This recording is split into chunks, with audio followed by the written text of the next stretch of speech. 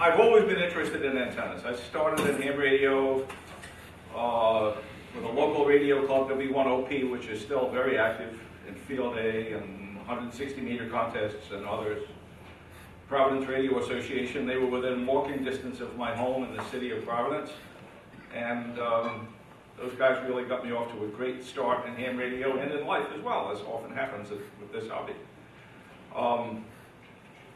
Who's handling the slides? I am. Okay, so can you flip to the next slide?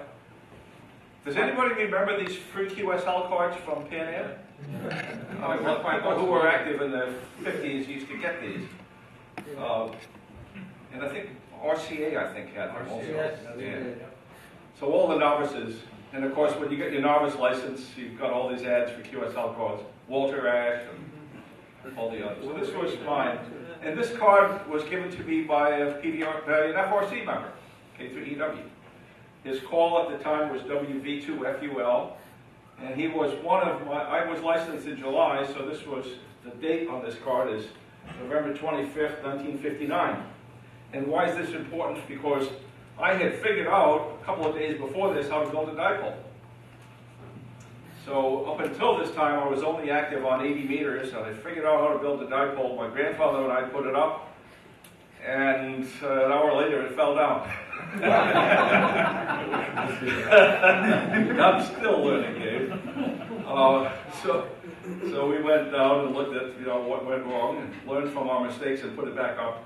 And I worked Phil, WV2FUL, on November 25th. And my station, very optimistic, 25 watts. I'm sure it wasn't. I had an Amico AC1. Some people from back then remember it was a single 6V6 crystal control rig. And I had replaced the 6V6 with a 6L6 and declared that that must be 25 watts instead of 50. And my receiver, Holocraft, is S38D. Other than some of the regenerative receivers you could buy from Allied Radio at the time, that was probably one of the worst radios you could ever have. But I managed to work some stuff. I tried to work AORL sweepstakes with that station. Made no QSOs. None, not a single one. This 38D at night was hopeless. On both 80 and 40, you just couldn't hear anything. So you were strictly limited to daytime operation when the receiver was kind of okay. So that's how I began, a long time ago. But began experimenting with antennas, and I've never stopped. So, most of this presentation is going to be about receiving antennas, but, got to know something about transmitting antennas too in order to make the investment in receiving antennas worthwhile. And it turns out the most important thing about transmitting antennas on 160, let me say this again. The most important thing about transmitting antennas on 160 is vertical polarization. If you're not using vertical polarization on 160, you're really losing out in terms of what can be done. Even in the case of extreme heights, WHAI, a well-known 160 technical guru as well as operator, when he moved to Georgia, put up a 300-foot tower, thinking that he would put a dipole up at 300 feet and he would rule the band. Not. That dipole came down after a very short period of time, and that 300-foot tower is now used to support a four-square made out of wires. So, most important thing, if there's nothing else you take out of this presentation, vertical polarization on 160 is the most important thing. And there's lots of ways to do that. Inverted Ls are very popular, because even if you can only get 30 or 40 feet of an inverted L vertical, it's going to be a pretty good antenna with a decent ground system. Of course, a full-size vertical is better. And you can expand on the concept of an inverted L by making it a T, adding another wire. And you can further add to the capacity loading of the top by adding more wires. Umbrella is a popular shape. And I'll show you a receiving umbrella antenna in a little bit. And almost always means probably like 99.9% of the time for DX, when I'm talking about local QSOs here, the vertical is going to beat out a horizontal polarized antennas. There are a few notable exceptions, but except for the real 160 purists, they don't matter. Nearby towers and antennas can have a significant effect on the performance of 160 meter verticals, particularly if they're over 100 feet high. And about the only thing you can do is either try to get the antenna on the, let's say, the European side of that, if you're mainly a DX contester, or to try to detune those towers, and there are a number of ways to do it beyond the scope of what I can talk about tonight. There just isn't enough time, but there are ways to detune towers, and I'll be happy to discuss that if someone wants to. Frank, how do you define nearby? What would be a... Well, it depends how much of a purist you are. So the answer is it depends. Well, let me give you a concrete answer. I have a 160 meter foursquare for transmit. It's just 100 feet away from one of my 150 foot towers. And that array works very, very well in every direction except the direction pointing back through the towers. And it's very poor in that direction. But in the other 270, 300 degrees of the compass, it works very well. So for that, and that happens to be due south. So for due south, I have another vertical on the south side of all those towers that covers that. And as far as how far away do you need to be, I suspect much more than 100 feet, because mine's about 100 feet away, and that's much too close. So I suspect it's to minimize, as you increase the length, the distance, I'm sure it gets successively better, but I suspect to eliminate the interaction, you're probably talking about 500 feet or more. It's wavelengths are very long on 160. 500 foot is only one wavelength. So, by the way, if anyone wants to ask a question, let's just do it as I proceed rather than waiting to the end. So, just do exactly the same. Just speak up. I'll stop. Okay, next slide. So the kind of the gold standard is the 125 foot vertical with lots of radials on the ground. And as I mentioned, well spaced from nearby towers, and this gives you an idea, at least 140 feet, but ideally more than that. And the towers you have to worry about are those that are over 100 feet high. The easiest way to install radials, if you have grass, is in the early spring or late fall to cut the grass down as low as you can possibly cut it, lay the radials on top of the ground. You're immediately going to discover that the surface of the ground is not as level as you thought it was. It's definitely got bumps. My property happened to be a cornfield long ago, so it's very bumpy. But you can use sod staples. You can get it at any farm store or DX Engineering, and then you can get all the wires in good contact with the ground. And the first time you get a good growth from the grass, probably just be 2 or 3 weeks, you'll never see the radials again. That's the easiest way. And if you don't tell anybody the radials are there, they'll never know. The grass just weaves in all around. Okay, let's go to the next slide. And 80 meters. Exactly the opposite is true. A horizontal polarized antenna is absolutely the best that you can use on 80. If you can get it about 70 feet or higher. Now, there's an exception to that, but it doesn't apply to most of us, and that is if you can put the vertical on top of a saltwater marsh.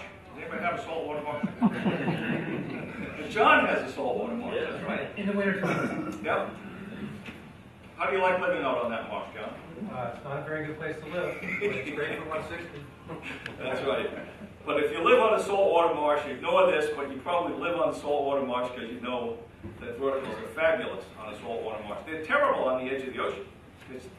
Usually you get sand between where the vertical is and the edge of the ocean. So about the only place you can put a vertical and have it perform really, really well is on a saltwater marsh.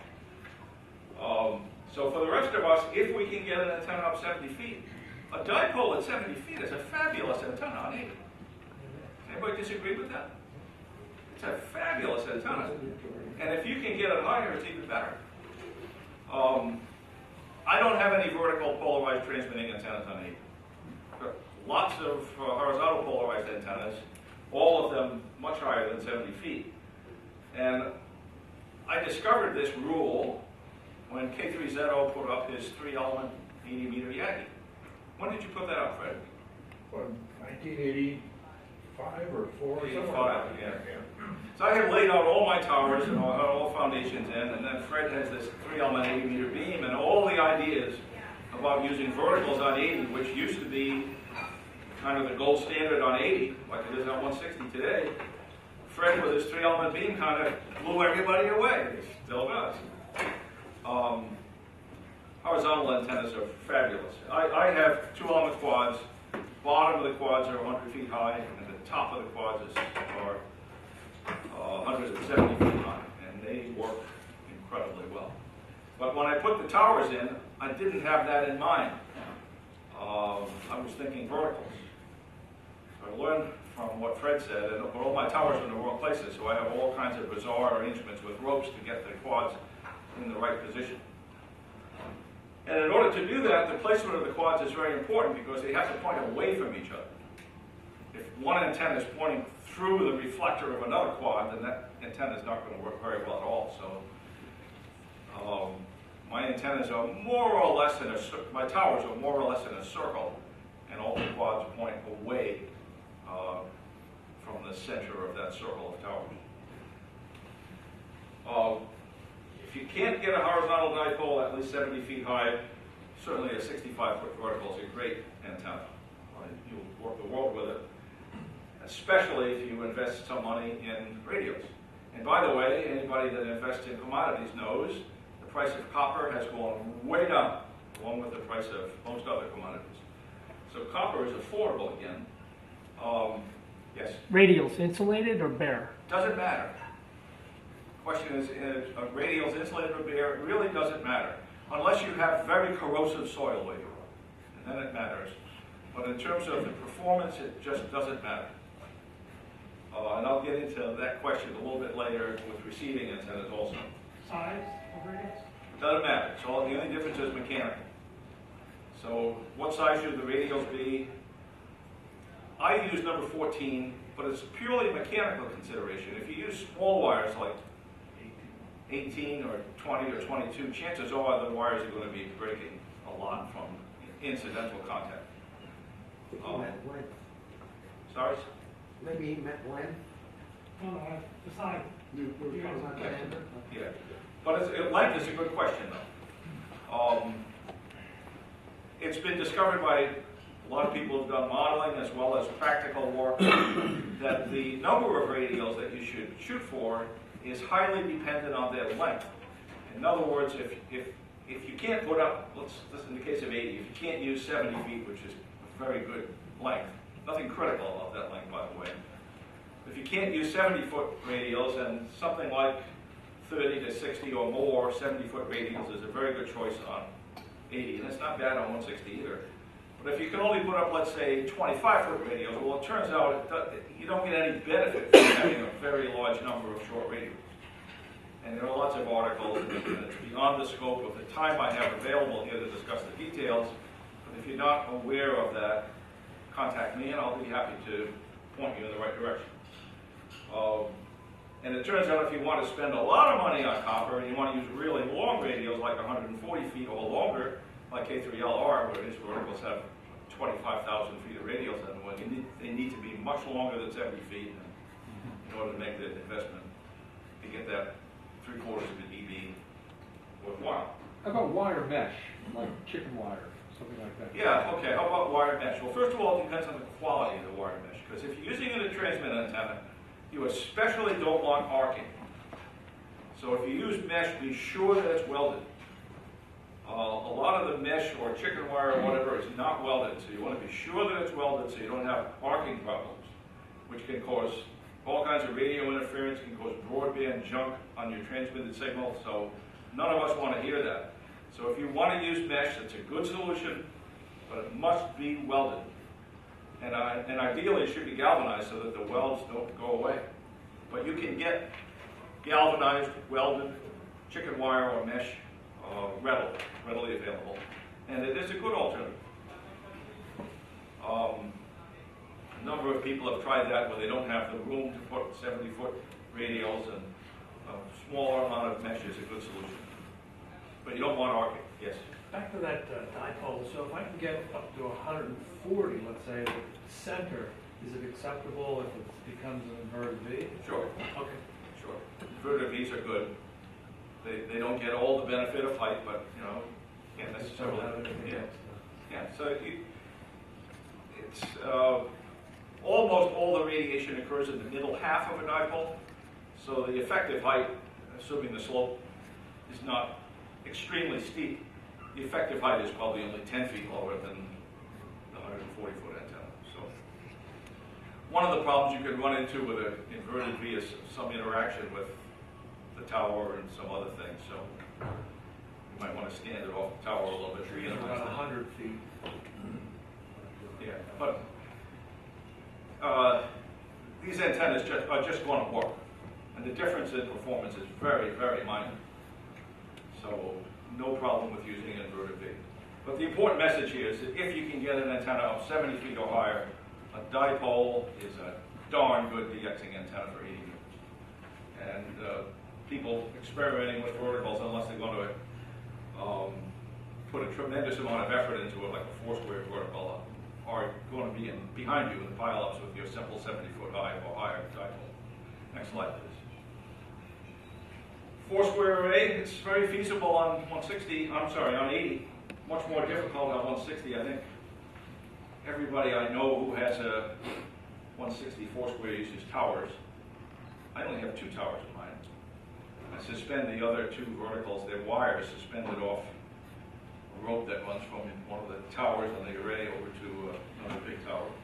So you don't have, depending on your situation, you don't have to use towers. WHAI has a single 300-foot tower with the 4 160 4-square wires equally spaced around the tower. My 4-square array is 2 towers and 2 wires. It doesn't seem to have any effect. I'm sure you could do a detailed engineering analysis and discover that there is an effect, but believe me, we work plenty of DX with it. So that's a great antenna. It's very practical on 80. It's a pretty good antenna on 40 also, if you can't put up a 2-element beam at 70 feet or so. It's a pretty good antenna there also, and it's a great receiving antenna as well. You'll see one in a little bit. Next slide. Just interrupt me if you have questions. It works well. And you can buy the box. Again, you can prove through a detailed analysis that this is not the ideal box, but the price is very good, and it's not very far from ideal. So that's a real good choice. That's what I use on my 164 square for transmitting. Okay, next slide. This is what you came for. Receiving antennas. It's not very difficult to build a receiving antenna that's much better than transmitting antennas, with really the only exception of a 4-square transmitting antenna. 4-square transmitting antenna is a very, very good receiving antenna also. But apart from that, almost any receiving antenna you put up is going to be better than your vertical or dipole or whatever it is you're using to receive. And some of these receiving antennas are very compact. And you don't have to do all the work yourself. There are companies out there that will sell you a complete system, and they work very well. So why? Well, you can see all the reasons there. They're much smaller. They don't take very much space. You don't need a massive radial system, so it's easy to do. And some of these large receiving arrays, like the array I have on 160, I have another one on 80, they're every bit as good on receiving as a 5-element Yagi. So if you're used to the performance of a 5-element Yagi on 10 meters or 15 or 20, imagine you can have that on 160. Well, you can't. And they work just as well as what you're used to on the HF beams. And I'll show you a vertical phase controller and some ideas that you can use there, and a receiver that does some pretty amazing stuff too. Okay, next slide. WHAI, who has a great website, by the way, WHAI.com, has a lot more detail than anything I could discuss here tonight in this time I have available. It's worth exploring his website. He's got great ideas, very practical stuff. He developed this concept called receiving directivity factor. Now, it's a little different than we normally think about DD. So it is not that you put two of these antennas side by side and there's a 1 dB difference between them. It is not that. It might appear to be that, but it's not. It's a relative ranking of antennas based on their patterns. Main lobe versus all the different side lobes around the back that noise and interference gets into.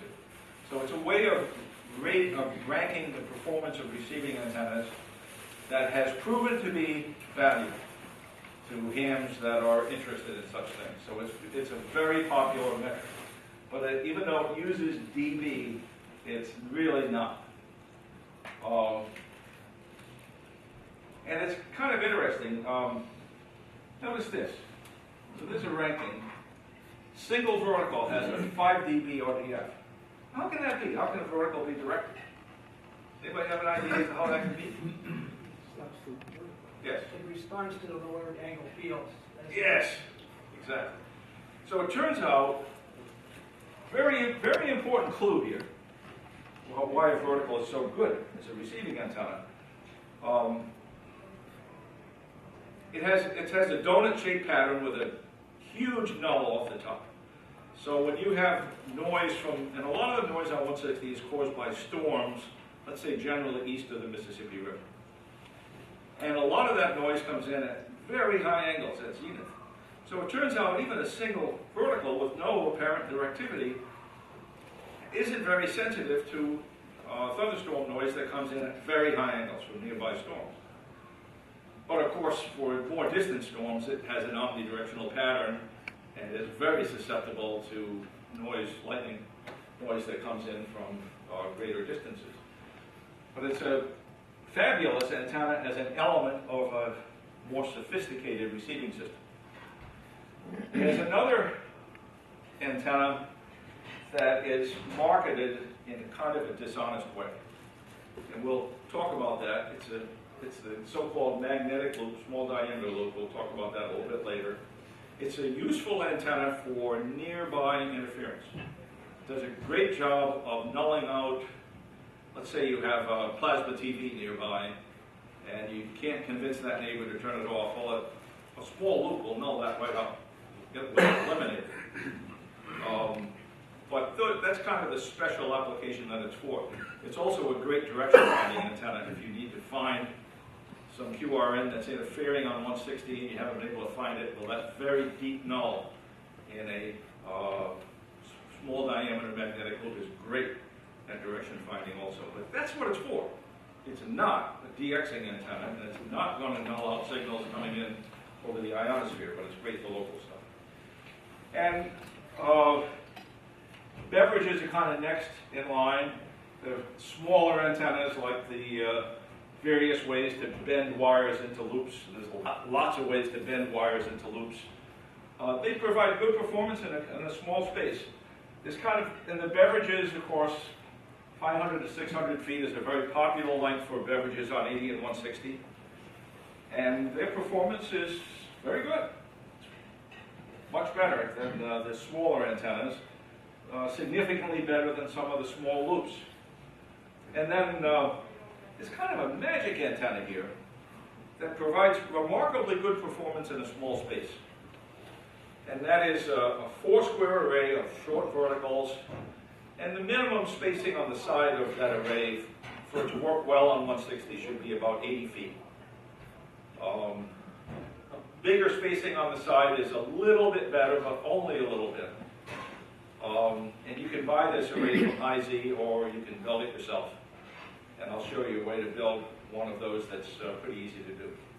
And you can make bigger and bigger antennas. And this is the system that I have on 160, 80, and 40. It takes quite a bit of land, but not an unreasonably large amount. And the performance is really incredible. Now, all these RDF numbers, so these are increasingly good antennas as we go down. You can only achieve that RDF if other nearby antennas and power lines don't degrade it. There's no free lunch, so as the performance gets better and better, it's easier and easier to degrade that great performance with other nearby objects. You might think, gee, a power line, that's horizontally polarized. Well, not really. Because if that power line has any transformers on it, there's a ground wire that goes down the pole. If it has any lightning arresters on it, there are ground wires that run down the pole. And those things are vertically polarized. So if you have one of these fabulous performing antennas, and you put it within 100 feet or 200 feet of a power line that has vertical wires going down the pole, some of these fabulous numbers are going to get degraded. And also, with the high Z arrays, those arrays are very sensitive to nearby metallic objects and very nearby trees. Like if you put the antenna almost inside the tree, they're badly detuned by very, very close objects. So it's a good idea with a high Z array to avoid putting it next to a building where there'll be wiring or next to any metallic objects. Passive arrays are not so sensitive to that, but the active ones are. Next slide. So this slide kind of says all the same things I just said. Small loops are good, beverages are better, and arrays are short verticals where you take the inherent null of a vertical polarized antenna to very high angle signals. You take that inherent directivity of a single vertical and you put them into various combinations of phased arrays. And I won't go through all that. You can read it. By the way, if anyone wants a copy of this, one of the people here has a copy. If you want a copy from me, send me an email and I will email you a copy. It'll be on our website first. Okay, so it'll be on the website. Good. And I have one on a thumb drive, which I'll be happy to give anybody if you want it. There's lots of ways to get this presentation. Okay, so let's go to the next slide. So the magnetic loop. Much of the marketing for this antenna is, I think the most generous thing I can say is dishonest. Be careful of marketing. And this is an antenna that usually when you see marketing for these small loops, they don't say that they're primarily used for nulling interference sources in close proximity to the antenna. Signals that are coming in, the proper engineering term is surface wave, but the more commonly used term among hams is ground wave.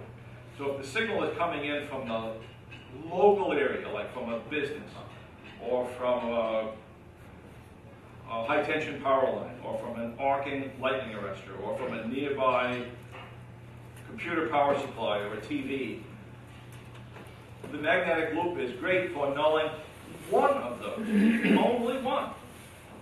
Unless you're awfully lucky and two of them are lying within a few degrees of each other. But if you've got local interference, this is a great way to get rid of it. Apart from that, it's not a very useful antenna. It has no useful directivity for signals that come in over the skywave. And the reason for that is that it's directive only for vertically polarized signals. So if a signal is coming in with horizontal polarization, a small loop has no directivity, none, zero.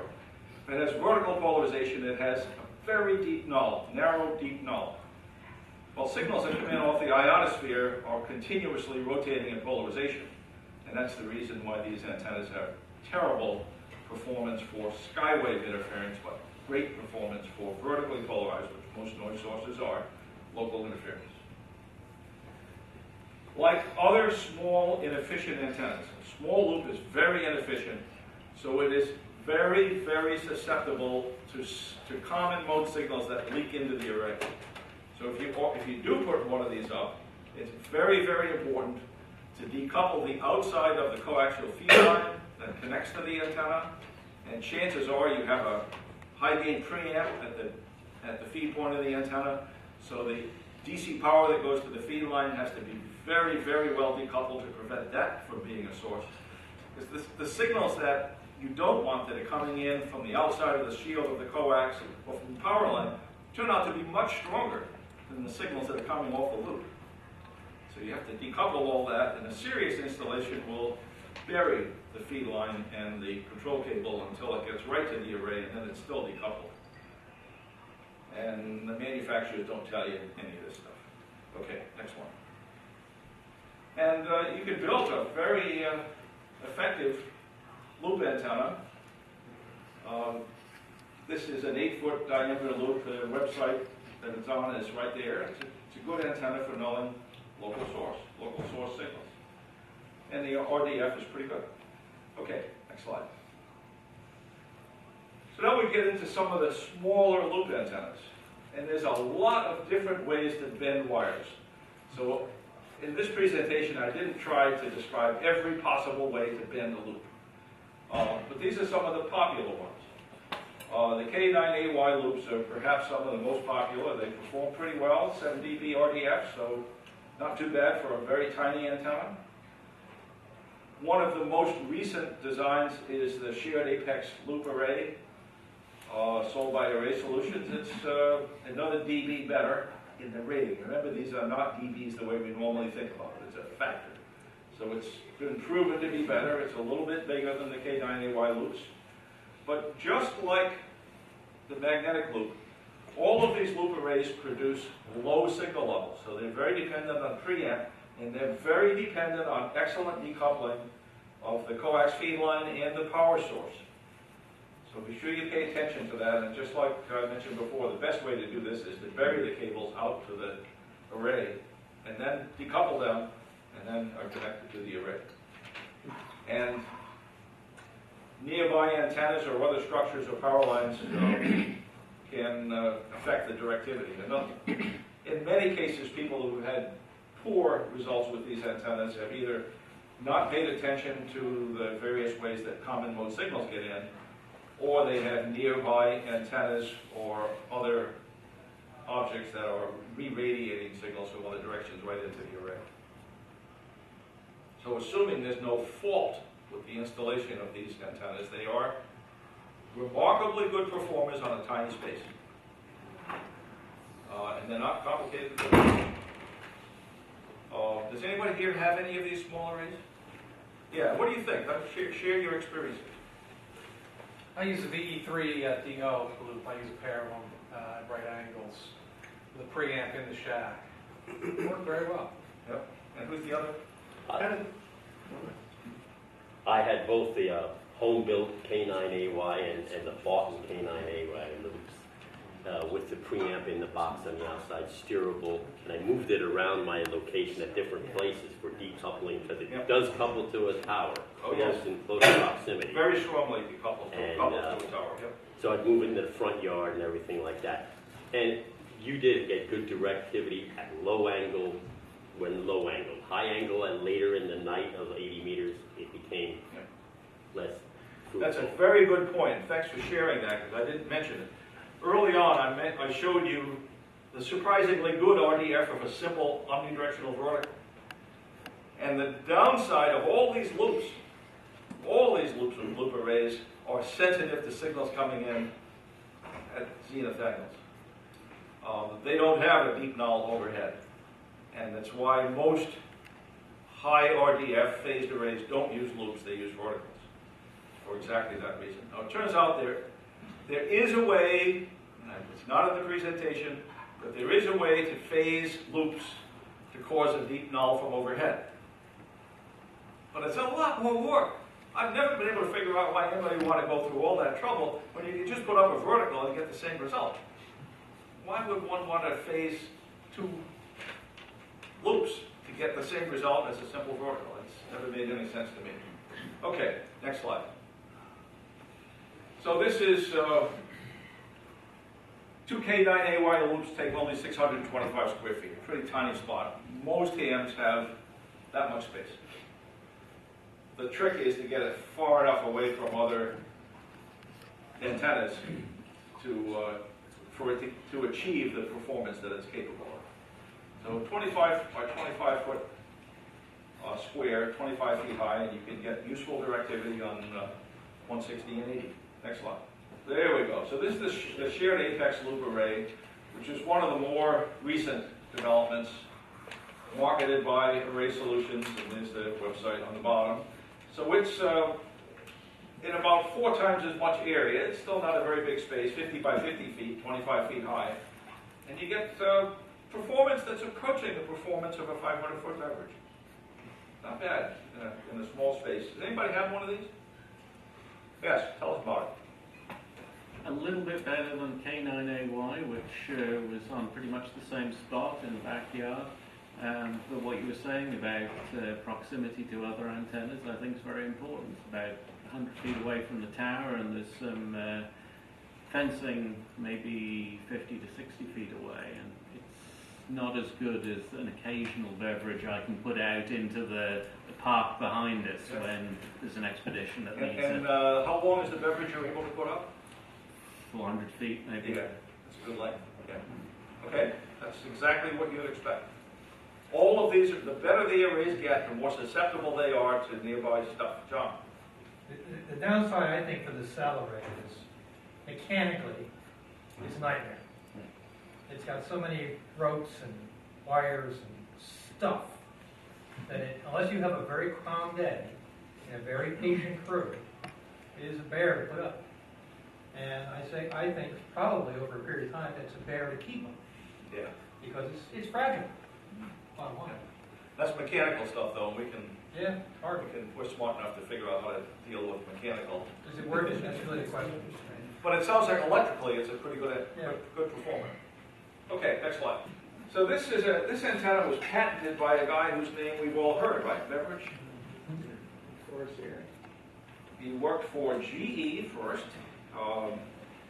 Graduated from the University of Maine just at the beginning of World War I. Went to work for a guy named Alexanderson, who was at GE. Does anybody else ever work at GE? Yeah. Did you know Beverage? But he taught you a lot, yeah. So Beverage was, like a lot of new engineers, he worked in the test department when he went to GE, kind of learning how to apply his college education to the real world of business and engineering.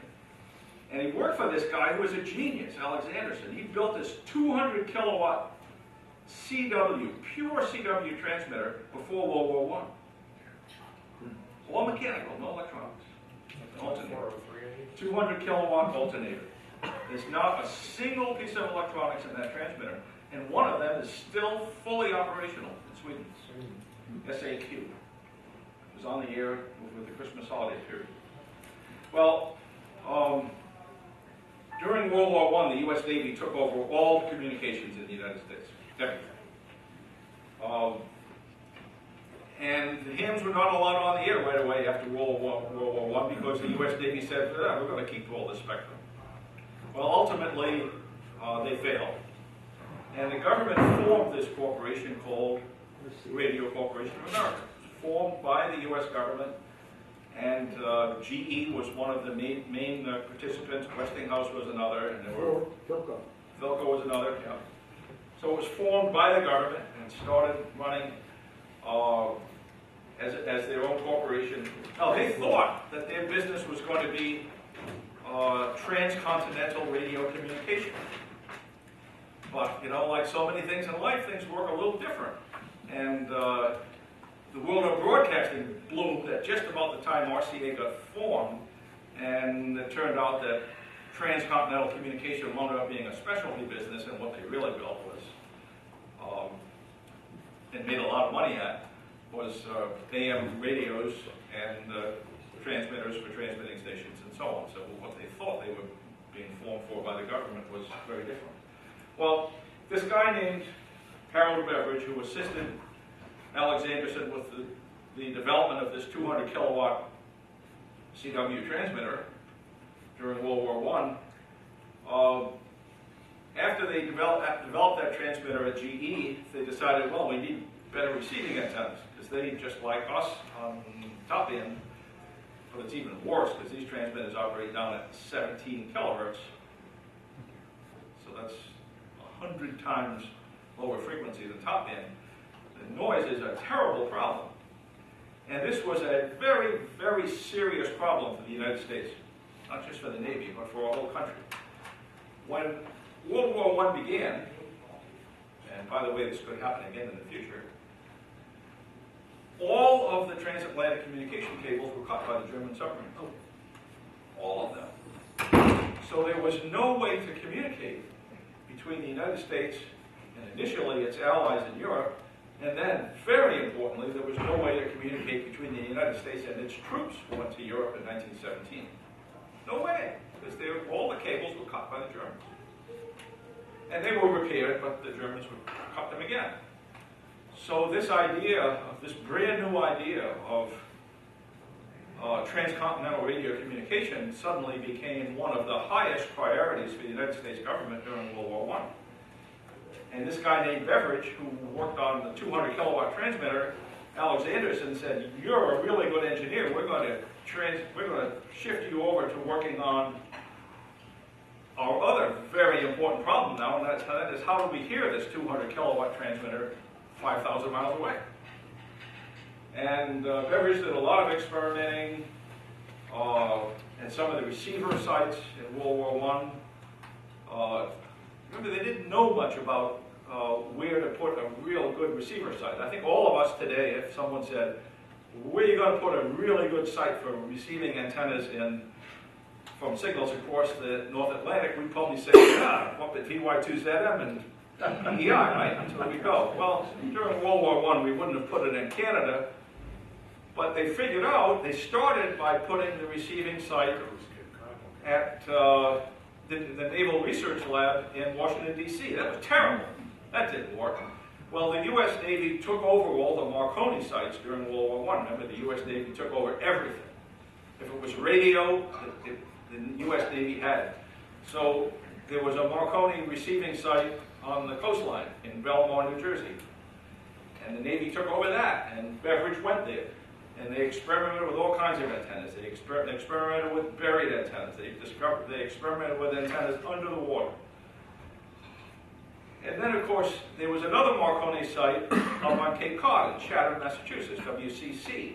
And they discovered, hey, even a simple piece of wire up there heard a lot better than the station in New Jersey, so they went up to Cape Cod, very close to K1ZM. These guys are probably related to him. So they did some of those experiments, but at just that time, it's kind of an amazing story. Has anyone been to Bar Harbor, Maine? Yeah, right on the ocean, right? It's a great spot. During World War I, there was an Italian immigrant family that had one of these very large houses, mansions, right there in Bar Harbor. And one of the younger guys in that family, who was in his 20s, was a ham. And he discovered, listening to all these communications, that he could hear all these communications from Europe perfectly, Bar Harbor. And he contacted someone in the Navy and said, "Come here and take a listen at how well I can do with my ham equipment in Bar Harbor, Maine." And suddenly the Navy got interested, and he said, "Well, here's what I'd like to do. I'd like you to give me a commission in the U.S. Navy, and I will build you a receiver site in Bar Harbor in exchange for a commission." Well, the Congress didn't like that. At the time, Congress had to agree to that. But the bottom line is it happened. And he was the commanding officer of the receiving site in Maine, and it was very, very successful. Beverage went up there and invented the predecessor to this antenna at Bar Harbor. And what it was at the time was just I remember we were at 17 kilohertz, right? So roughly 100 times lower frequency than 160 meters. So on 160, we talk about 500-foot beverages being real good. On these frequencies, you're talking about miles of wire before they start to perform one. But he did that experimentation, and it worked great. And after the war, when RCA opened Radio Central on Long Island, he was in charge of the receiving side of that operation, and he ran a 10-mile long wire across the sandy soil on Long Island, and that's where the beverage came from. So that's kind of a long story. Patented and patent application filed in 1920. And you know the symbols that we used in a electronics in those very early days in 1920 were a little different today, but I think if you look at that diagram, you recognize it, right? Same as what we do today. Resistors are inductors and inductors are resistors. Yeah. But, you know, we all know we use matching transformers. You know, it's the same antenna. And it's a fabulous antenna. He received IEEE's highest award a couple of years later for inventing this fabulous receiving antenna. And went on to invent lots of other stuff during his career at RCA for the next 30 years. Okay, next slide. And hams have discovered, they weren't the first ones to discover beverages on the ground, because you've already heard that that's what Beverage started with, at 17 kilohertz. But beverages on the ground work pretty well. They turn out to be single band antennas because they're very sensitive to length. But about a 200 or 250 foot long beverage on the ground is a pretty good receiving antenna on 160.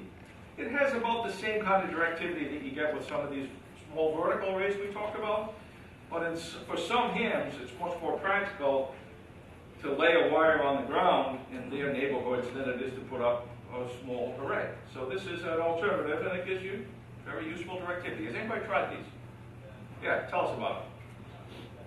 I had one that I made on the ground in my college road location.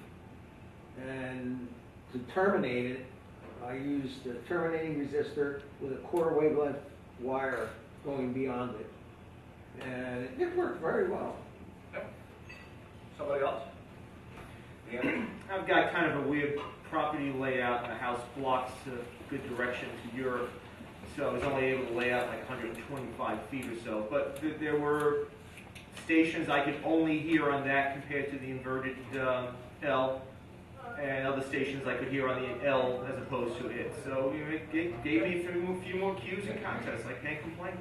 There's something that I mentioned to people, and I'm not the only one. You can never have too many antennas. It's true. You never know for sure. You never know for sure which one's going to work best. Or which one's going to break. Oh, yeah. You can never have too many antennas. But there's an important corollary to that, unless they interfere with each other, which easily happens if you're careless. Next slide. Well,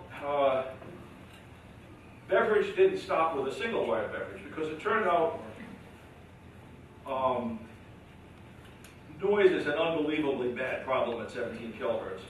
But furthermore, at about this same time, so this patent was filed in 1921, so this is still before the first transatlantic telephone circuit. So this was a way to get bidirectional, and I think if you look at this, you'll see the same terminating transformer here and the matching transformer up here, and you can fire this thing in either direction. And when they built these things for transatlantic telegraph, which is what they were doing in 1921, it wasn't telephone yet, it looked like a telegraph. It looked like telephone poles, 35-foot poles with coarse arms, 10 miles long, with 2 wires. So that's what it was. So this is not this idea of a bidirectional switchable beverage is not new. It's 1921. Okay, next slide. And the idea that Peter reintroduced to hams, was it 1931, Peter? No, you're not that old, right? But this idea of using staggered beverages also came from a very well-known RCA engineer who worked with Beverage in 1931. Well, it was filed in 1927. This was around the time when they were developing the first transatlantic telephone circuit, which operated at about 60 kilohertz with single sideband. Okay, let's move on to the next slide. And they didn't stop there. So this is a pair of broadside staggered beverages. Some hams thought they invented this thing in around 1990, 1995. Well, not true. Here's the patent, 1927. And this diagram is copied right out of the patent. That's not my drawing. This is probably the highest RDF antenna you can build. 14 dB RDF on 160 meters, it takes 8 acres. They built this antenna for the first transatlantic telephone server.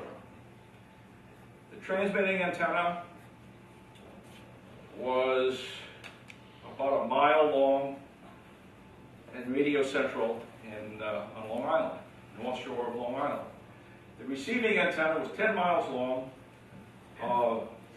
four strings of telephone poles. And today, if you drive up Interstate 95, just before you cross into Canada, is where that area was. It actually straddles what is now Interstate 95. So it's as far north in the United States as you could be. And the building where the receiver was is still there.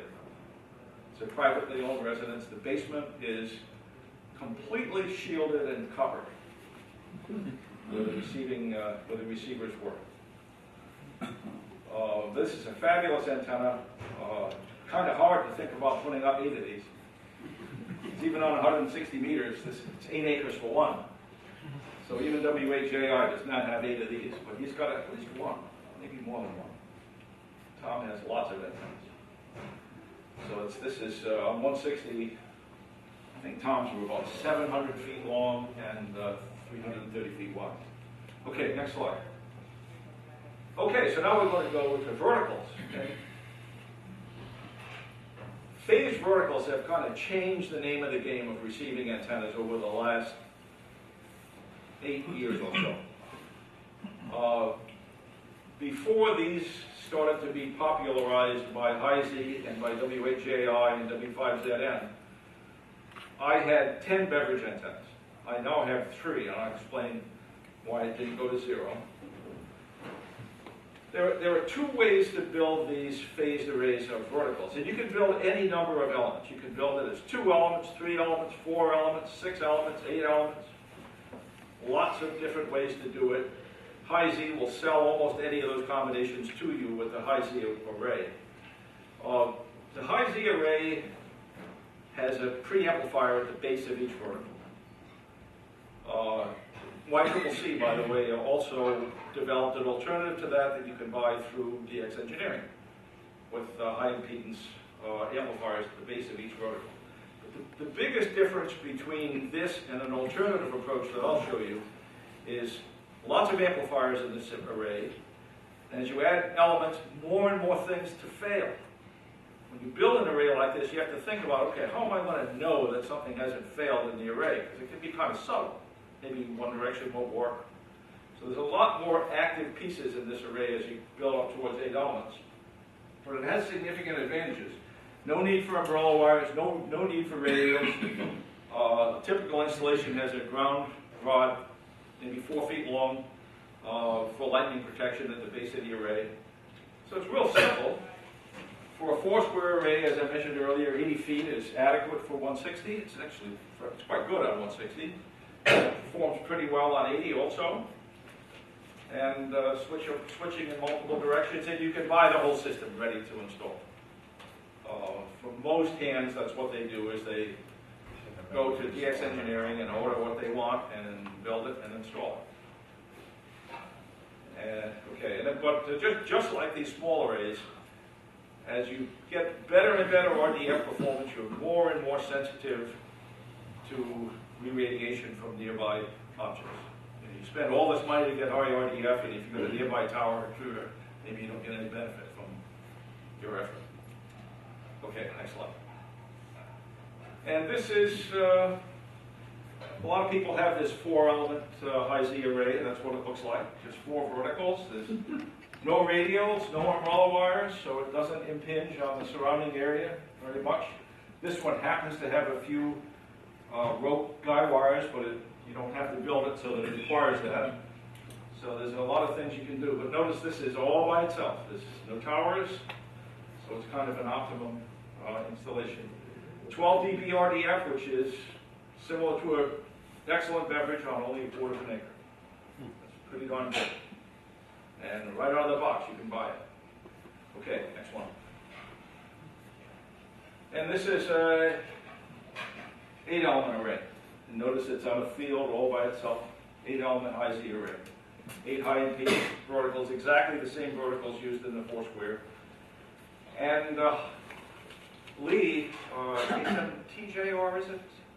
Yes. Anyway, the owner of High Z, developed a very novel way, through a lot of experimentation, to build an 8-circle array with only 200-foot diameter. Makes it very practical. So it's about 3/4 of an acre for about as good a performance as you can achieve on 160. You can buy this in the box ready to go. It literally provides the performance equal to a 5-element Yankee that we use on the higher units. It's absolutely amazing.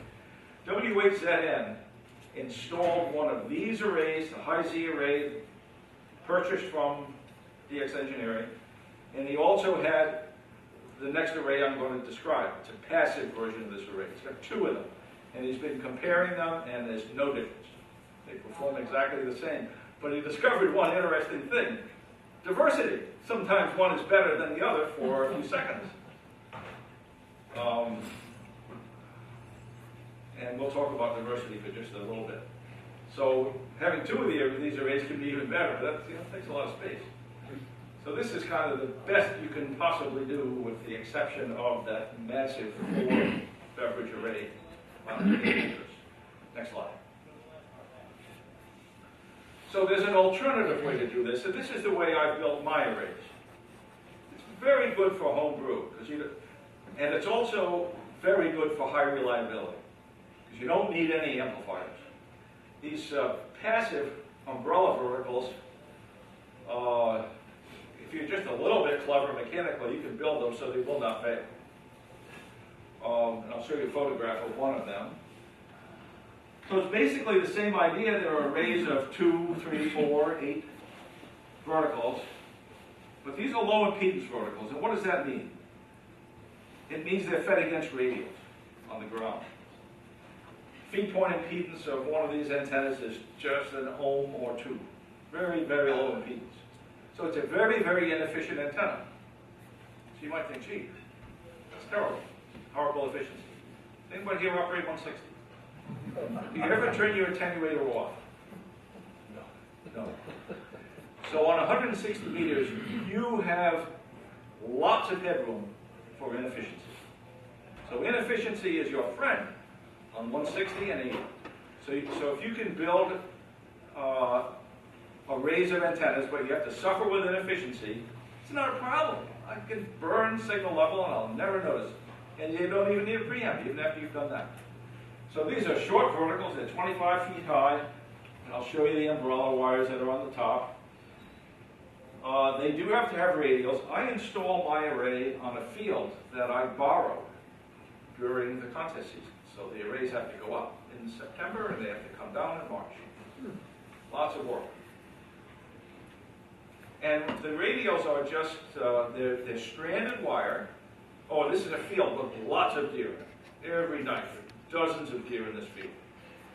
So the installation has to be one that's not going to be damaged by having all these deer around all the time. Well, it turns out if you use stranded wire, the worst thing that's going to happen when the deer trip over it every night is it's just going to rearrange the wire a little bit. But they're not going to permanently bend the wire. So when I take off this array in March, the radials are going to be scattered all over the place. They're not going to be in the same places where I put it. But the array still works fine. It doesn't know that the radials are all scattered in random directions. It doesn't matter. There's just lots of wire out there. And it turns out that the main purpose of the radials in a passive array like this is to keep the feed point impedance reasonably stable. And my situation is kind of the worst case, because my 8-circle array on 160 is in a wetlands, but it's in a upland wetlands that is dry sometimes and it's very wet at other times. So sometimes these verticals are, the radials are under 2 inches of water, other times it's bone dry. So it's kind of the extreme case of how much the impedance at the base of one of these verticals can vary, from underwater to drought. But I found that 8 70-foot radials on 160 makes the impedance stable enough that you can't tell the difference in performance of the array. There's another way to do this, and it was mentioned just at the beginning of the presentation, and that is, if for whatever reason radials either permanently or temporarily, like in my case, laid on the ground, if that's inconvenient, you can also use chicken wire or whatever kind of wire grid you'd like to use as a radial system. And unlike the way we normally think about radials, these are not used for efficiency. We don't care about efficiency. We can throw efficiency away. We just care about a reasonably stable feed point impedance. If we can achieve that, that's good enough. So I think I covered these points. You don't need amplifiers. You can switch into multiple directions. You can build one of these 200-foot diameter arrays like IZ uses, or you can build a large diameter array like I use. W8ZN has both. It doesn't matter. They perform the same. Has anyone put one of these up in the woods?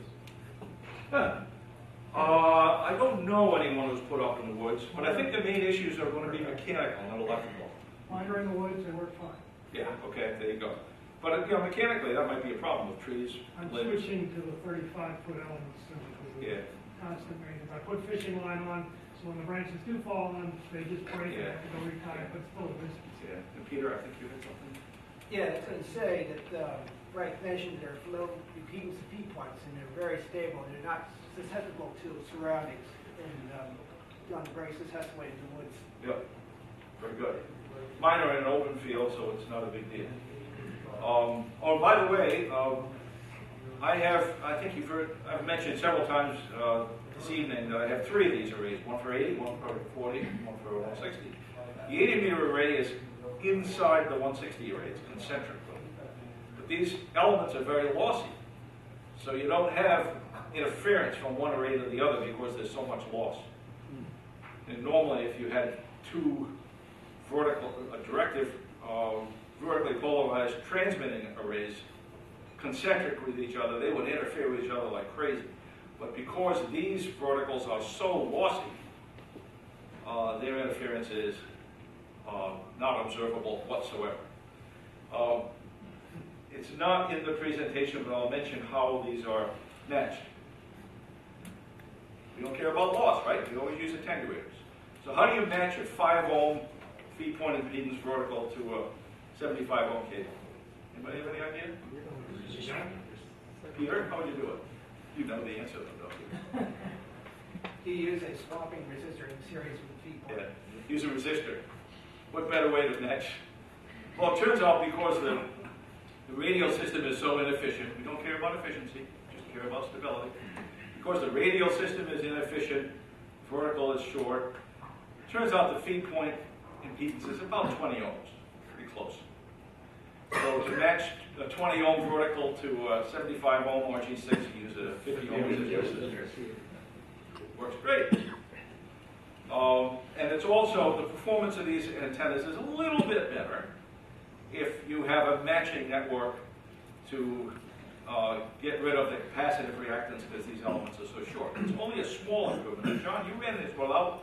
I'm still using one without it. And they still work fine. Coax goes right without it, and it's got H-wave spacing and fire, and it also works quite well on 80 because of that. Yep. Yep. In fact, if you model those arrays, the 8th wave spacing has a little bit better RDF than the 1/4 wave spacing. The only downside is the 8th wave spacing has a little less sensitivity. But who cares? Who cares? We don't care about efficiency, so the 8th wave spacing is a little bit better. You did the concentric 160-80, why'd you stop there? Why wouldn't 40 do it? For having nothing to do with the performance of the antennas. I still have some beverages, and the beverages have to run through the gaps of those arrays. So there's no reason you couldn't concentric? Yeah, I could have done it concentric, but I wanted to run beverages through that same field, and I couldn't have done it if I had done it. So I had the 40-meter range circle is pretty small, so it sits off on the side away from where the beverages are. It has nothing to do with electrical stuff. How do you find the 40-meter receiver rate versus your big beams? It's darn near as good. It's amazing. The high antenna on 40 is 3 elements of 200 feet. So there are certainly situations where the vertical is not as good, but 99% of the time, the 8-element vertical is equal. And the reason we use it, you might ask, why do you need that? You know? Well, it turns out we like to be able to transmit and receive at the same time. And that 8-element vertical array is 1,200 feet from the transmit antenna, so we can receive in any direction while we're transmitting on 40 with excellent results. So that's the main reason for that antenna. Most games don't need it. Probably helps in rain stemming too. Yeah, we haven't had that much in contests lately, but yes, I'm sure it does help. It's the elements in the 40-meter array are only 12 feet tall. And they're also umbrella verticals. And there's still plenty of gain. Okay, next slide. This is a remarkable device. It's not inexpensive. We spend a lot of money on receiving equipment, and in the context of our receivers, it's a lot less money. This device allows you to build all kinds of directive antennas where you might not otherwise be able to do it. For example, if you have a very small lot and you can put up 2 verticals 50 feet apart, 2 short verticals, 20 feet tall, 50 feet apart, you can get very good directivity on 160 by using this device. Or if you want to make some of these antennas I showed you even better, you can do the phasing with great precision with this device and actually be able to steer the locations of the nulls around using this device and some of these vertical arrays I showed you. And in fact, I showed you that 4-element array that Beverage developed. He used the 1927 version of it. But it was the same thing, built with the technology of 1927, same thing. It was a full room of equipment instead of a little device. John, you used one of these, don't you? I have 3 of them actually. And what do you think? They're great. How do you use them, Really John? amazing. Well, I use them to phase end fire beverages, bringing separate feed lines to the shack, and combinations of different beverages in different areas, as well as the verticals. My broadside end fire short verticals are fed in pairs, and the feed lines from the 2 pairs come to the shack for the NCC. So is this a set it and then walk away, or are you always fooling with it? Generally, but I will use it, flip it around, you get, if you model it, you see all kinds of different patterns available. And The nulls all change. 3,600 degrees, you can get all of them. Okay, next slide. And then there's this magic device. It's the only hand transceiver that does true diversity. There's another one? The Flex 6700. Oh, okay. I talked to them tape. Sorry. Well, I don't think about the Flex as a serious contest radio. But maybe. Not yet, that's right. So maybe I should say it's the only serious contest radio capable of full diversity. There are other radios with true receivers, but the oscillators are not phase locked. So if you listen to one of these other receivers and try to use diversity, it gets confusing because you get the idea that the signal is floating around in your head and you get a headache from it. Whereas this thing does not do that. The signal appears to maybe be at some place in your head between the headphones, but it's not moving all the time. Fabulous. And the sub-receiver isn't that much more expensive, and a lot of people have K3s with sub-receivers. Does anybody have K3s with sub-receivers? Of course. Yeah, lots of people. Does anybody use them for diversity? Of course. Ah, great. Fabulous. It's fun to use. It's especially good on 160. Okay, next slide. Okay, so we're done with the main presentation. W2GD said, hey, you can't come to FRC without showing a little bit about your station. So are there any questions about the presentation? No. Yes? It's a necessary question, and I don't want to stump the professor. Because you're, Oh, that's fun to do that. Yeah. As you opened it up and you talked about horizontal 80-meter dipoles and 80-meter verticals. Yes. I have an 80-meter four-square, Yep. and I also have an 80-meter high dipole. How high? That's at 110 feet. It's a high dipole. That's good. Okay. Now, right now my four-square is in disarray. I only have one vertical up, 69-foot vertical, with 92 quarter wave radials on the ground. From sunset to 9 o'clock the vertical is always better. The dipole is, it's just there. It's great for sweepstakes and stuff. But as far as, I'm talking DXing. Yep. And it's after that is where the dipole, there's minimal difference, and I've done numbers of Yep. if it 10 to 8, 10 to B back and forth. And just to say, a vertical is a great antenna, especially with the ground radius, but it has its limitations also. But for domestic contesting, you want that dipole. Yep. Put the dipole up another 30 feet. Well, as I've mentioned, you can never have too many antennas. This is true. So it's a good thing to have lots of. That's rule B. Yeah. Okay, any other questions about the presentation? Just Yes, one Bill. summarizing, is between the high impedance and low impedance. High impedance is one antenna multiple bands. With low impedance, you have to have one antenna per band. Yes, and I didn't discuss that. Yes, for the low impedance antennas, they are strictly monoband arrays. Whereas the active antennas can operate as compromise antennas on more than one band. To get really high performance, you remember I showed you the 8-element high Z array? That's a monoband array. It's optimized for 160. So, but you can build an 8-circle array or a 4-square to be a good compromise on more than one band. Generally, they're a good compromise on only 2 bands. So, for example, the high Z 4-element, the high Z 4-square. The one with 80-foot spacing is good on 160, and it's also good on 80. Works on 40, sort of. But if it gives you activity on 40, you can model it, and you can see that it does, but it's not the kind of antenna you'd likely build. But if you can only put up one receiving antenna, well, you can get 3 bands to work on. But a passive array is strictly monoband. I wouldn't have put up 3 of those if it could be done any other way. Any other questions? Yes. Well, this is a semi-question. Is your portable arrays that you put in the field down from your house? It's not really portable. Well, your up and down arrays, your winter arrays. Transportable. Your winter arrays. Okay. How do you keep the deer from not chewing on the feed line? Nope.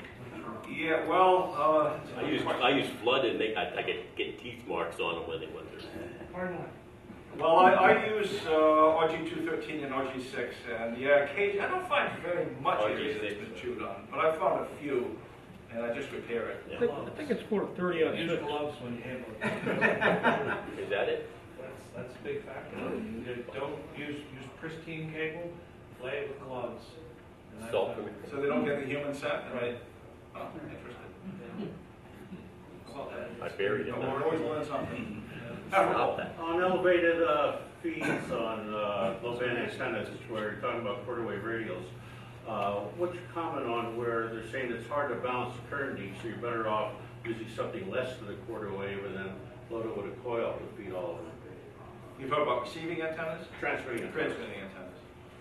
Well, first of all, loading a short vertical with a base coil produces huge voltages at 1500 watt power level. Called the Gotham. So, Well, I'm talking where you have a full-size vertical, but it's your radials that are, you're trying, instead of using quarter-wave radials, that, like in an 8-meter 4-square, you would use something less than a quarter wave and load those radials so that you'd have more equal current in all the radials. okay, so That's a bump the method you're mentioning is for elevated radials. Right. An elevated radial, if you can't put radials on the ground or slightly buried, elevated radials are a reasonable alternative. And the problem with them, and there was an article written some years ago now about the problem of how do you get the current distribution to be reasonably equal among, let's say, 4 elevated radials. And the method you described, using inductances, could be used to balance the current more equally among those 4 elevated radials. But I used to have a 4-square array. My 160 4-square array originally had elevated radials, just 2, not 4. They were about 10 feet high. And when I switched to radials on the ground, it was like somebody turned on a bright light in the room. It was unbelievable. And I'll never forget my first QSO with that 4-square array on 160 was beating out VE1ZZ in a pile up to zone 18. So I knew I had something when that happened. So it's just unbelievable the difference that the investment in radials on the ground makes. In my experience, there's lots of people that will dispute that. Well, my experience is dramatic improvement. Yes. And on a four-square with round radials, do you tie the radial fields together? You don't have to. Any benefit? Well, I didn't do it. I wish I had a place where I could grow up, but I can't. What I did, the classic way of doing it in broadcast stations is, if you could picture 4 verticals with quarter wave radials, if you didn't do anything, the radials would cross each other. And the reason that's really bad in a transmitting array is they would arc. You'd get all kinds of arcing, and you'd hear that on your signal, and that would be really bad. And in a broadcast station, the reason they did that is you'd hear that arcing in the program material. So in a broadcasting array, yes, you have to do that. And it turns out there's no benefit of extending those quarter wave radials so they extend over each other. At the first point where they overlap, you stop them right there, and then you run a bond across them so in a broadcast array, the standard phased array is to have radials that go to the point where they would touch, and then a bus bar where they're all silver. Well, in ham arrays, we don't have to do that. And what I did, and it works great, is the wires extend out from the vertical and then back over to the next vertical. So it looks exactly like an array of 4 verticals with a bus bar. Looks exactly like that, except the bus bar is not there. Looks exactly like the array with the bus bar, but there's no bus bar. And the radios don't overlap. And of course, the radios are laying on the ground, so they're not resonant. Radials on the ground are absolutely not resonant. And it works great. I have no motivation whatsoever to put a set of bus bars in there. John? What about sharing that radial field with an 80-meter array nested inside of the 160 rack? Or just tapping in whatever radial is available? I'm not so sure that would work well. I think what you'd probably do if you wanted to do that is you'd probably lay another set of radials inside, and you'd probably disconnect the verticals or detune the verticals for the other antenna, because they would affect each other, so you'd have to figure out how to do that. I think the bigger problem is detuning the array. Remember, this is not the receiving array. Receiving array is extremely inefficient, so the verticals don't see each other. Transmitting array is very efficient, so the verticals see each other, and they affect each other in a big way, especially 160 affecting 80. But you could do that, but I don't think you tie into just one radial. So, but I've never done it, I don't intend to.